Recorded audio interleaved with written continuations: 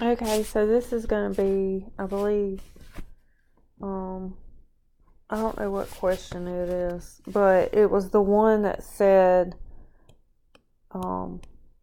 this. So this is different from this. The way you read this, the first one is the opposite of 1 squared. Well, we know 1 squared, 1 times 1 is 1, but the opposite of positive 1 would be negative 1. So no matter what you have here, whatever answer, when you work it, you take the opposite sign. Okay, now down at the bottom, and let me just show you this. So if you wanted to expand this out, you're saying the opposite of 1 times 1. So 1 times 1 is 1, positive 1, and the opposite of that would be negative. So you just take the opposite at the end.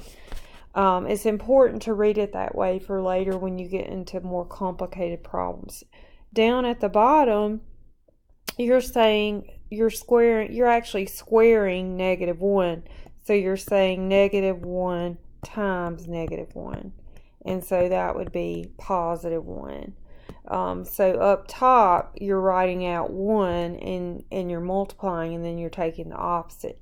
Down here, you're just multiplying. You're squaring negative 1, actually. So this one is one that a lot of students miss, just because they think that you're squaring negative 1, when really you're squaring 1 and getting your answer and then taking the opposite of that number. Okay, so I'm going to erase that and work the next one. This was the one about the speakers in science. Let me see if I can find it real quick. Okay, here it is. This is question 31. So basically we have 84 pounds of a liquid that we're going to use. And we have 7 beakers that we used it in, but we also have 1/9 of another beaker. So we're taking the, I'm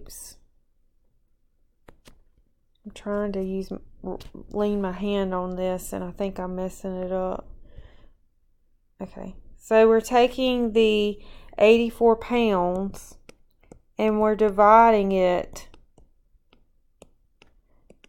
by not just 7 beakers, but 7 and 1/9 beakers.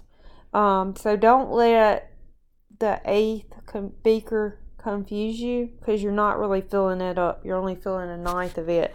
So keep, change, and flip. But we can't flip this yet because we got to change this to a mixed fraction. So times and plus, we're going to get 64 over 9. So 9 over 64 when you flip it. Okay, so we could simplify this if you wanted to before you worked it.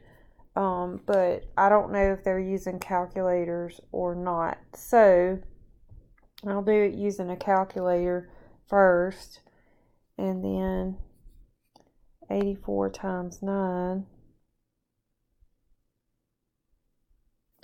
is 756 divided by 64. So 64 would go into 75 one time, and then I believe only one time, because 2 would be 128. So subtract, and you get 52 left over. So 11 and 52 over 64. But you could simplify that. They both end in even numbers, so you know that you could divide both of them by 2.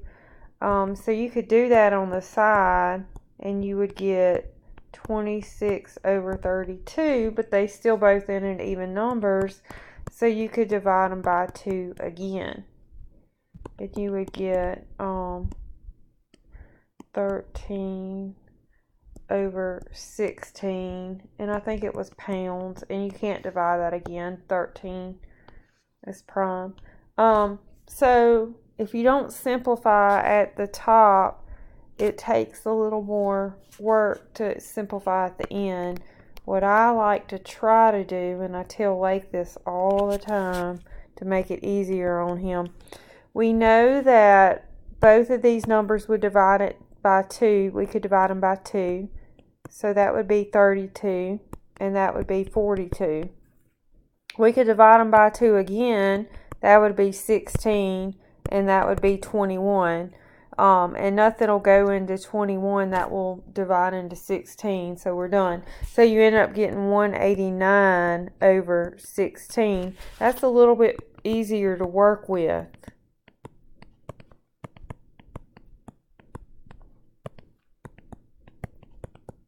So we end up with 11 and 13/16.